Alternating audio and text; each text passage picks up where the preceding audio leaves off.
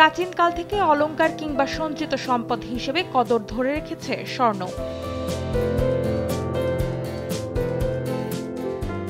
বর্তমানে সবচেয়ে ভালো মানের ১ ভরি স্বর্ণের দাম ১,৮৫,৯৪৭ টাকা। চলতি বছরের শুরুতেও যার দাম ছিল ১,৩৯,৪৪৩ টাকা, অর্থাৎ ৯.৫ মাসে ৪৬,০০০ টাকা দাম বেড়েছে। এমন স্বর্ণমূল্যে স্বাদ আর সাধ্যকে মেলাতে হিমশিম খাচ্ছেন ব্যবহারকারীরা। বিক্রেতাদের দাবি বছর ব্যবধানে বিক্রি নেমেছে অর্ধেকে। এভাবে যদি দাম বাড়তে থাকে তো অচিরেই হয়তো কাস্টমার ঝরে পড়বে মার্কেট থেকে। মার্কেট তো একদম ক্রেতা শূন্য, আর কেনার ক্ষেত্রে তো সবার শ্বাস বের হয়ে যাচ্ছে। আমরা যদি আগে ৫ লাখ টাকা দিনে সেল করতে পারতাম, এখন আমরা সেল করতেছি ২ লাখ টাকা। তবে অনেকের কাছে আবার এই ধাতুর ঊর্ধ্বমুখী মূল্য খুলে দিয়েছে নিরাপদ বিনিয়োগের মাধ্যম, কারণ পুরনো স্বর্ণ বিক্রিতে মিলছে ভালো মুনাফার সুযোগ। প্রয়োজন ছাড়া স্বর্ণ কেনার কথা চিন্তাই করা যায় না। একটা ফ্যাশনেবল একটা জিনিস, আবার অ্যাসেট, ওয়ান কাইন্ড অফ ভালো একটা অ্যাসেট। যাদের হিউজ পরিমাণ টাকা আছে তারা কিনে গোল্ড স্টক করতেছে। গোল্ডটা এখন আপনার বিনিয়োগও করতে পারে, যেহেতু টাকার তো মান সেরকম থাকছে না। বিক্রেতারাও বলছেন ভালো মানের পুরাতন স্বর্ণ কেউ বিক্রি করলে ১৭% দাম কমিয়ে কেনেন তারা। এই হিসাবে গেল জানুয়ারির শুরুতে কেনা ১ ভরি স্বর্ণালংকার বর্তমানে বিক্রি করলে লাভ পাবেন প্রায় ১৫,০০০ টাকা। আর বিনিময় করে নতুন অলংকার কিনলে ১০% অবচয়ের পর প্রায় ২৮,০০০ টাকা বাড়বে ব্যবহারকারীর স্বর্ণের দাম। ২ বছর ব্যবধানে ১ ভরি স্বর্ণালংকারে লাভ করার সুযোগ দাঁড়াচ্ছে ৫৬,১২৫ থেকে ৬৯,১৪১ টাকা।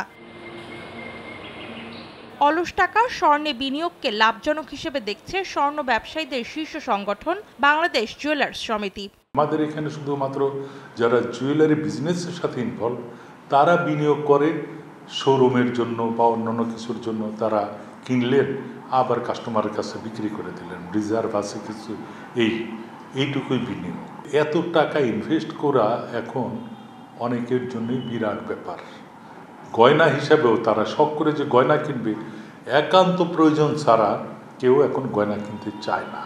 শিল্প খাতের স্থবিরতা আর ব্যাংক সহ আর্থিক খাতের দুর্বলতা যখন উদ্বেগ বাড়াচ্ছে সঞ্চয়কারীদের মনে, তখন মূল্যস্ফীতি আমলে নিয়ে স্বর্ণে বিনিয়োগকে নিরাপদ হিসেবে দেখছেন অর্থনীতিবিদরাও। যারা স্বর্ণের মজুদ রেখেছেন, মানে অন্তত গয়না হলেও যে মজুদ যারা রেখেছেন, তাদের জন্য এখন পরিস্থিতি ভালো, যে অন্তত এই সময়টাতে তারা যদি সেল করতে পারেন তাহলে সেই ক্ষেত্রে তারা কিছুটা হয়তো প্রফিট এরকম আর্ন করবেন। বাংলাদেশ যদি মানে কেন্দ্রীয়ভাবে কোনো স্বর্ণের বিনিয়োগ করতে হয়, বিশেষ করে কেন্দ্রীয় ব্যাংক তারা যদি এই ডলারের স্বর্ণটা কেনে, তাহলে সেই ক্ষেত্রে এটা তার জন্য হয়তো ভালো হবে। বাংলাদেশ এরকম ইন্টারন্যাশনালি তারা কিন্তু এই মানে শর্ট টার্ম পারচেসের ক্ষেত্রে যেতে পারে, তখন কিন্তু বাংলাদেশের বেশ অনেকটা প্রফিট হবে। বিশেষ করে তখন দেখা যাবে যে আমাদের রিজার্ভের পরিমাণটা বাড়ছে, এবং এটা আরেকটু আগে করা উচিত ছিল। যখন একটু আনস্টেবল হয়ে গেছিলো গোল্ড মার্কেট, তখনই বাংলাদেশ আসলে এই জায়গাতে বিনিয়োগ করতে পারতো, বিশেষ করে রিজার্ভের একটা অংশ হয়তো বিনিয়োগে রাখা যেতে পারতো। বাংলাদেশ যে বছর স্বাধীন হয় সে বছর ভালো মানের স্বর্ণের ভরি ছিল ১৭০ টাকা, যা বর্তমানে গিয়ে ঠেকেছে প্রায় ২ লাখে। এই দাম কোথায় গিয়ে ঠেকবে তা এখনো পর্যন্ত বলা না গেলেও পূর্বাভাস বলছে বিশ্ববাজারে আরও বাড়তে পারে স্বর্ণের দাম। অন্তরা সেন, সময় সংবাদ, ঢাকা।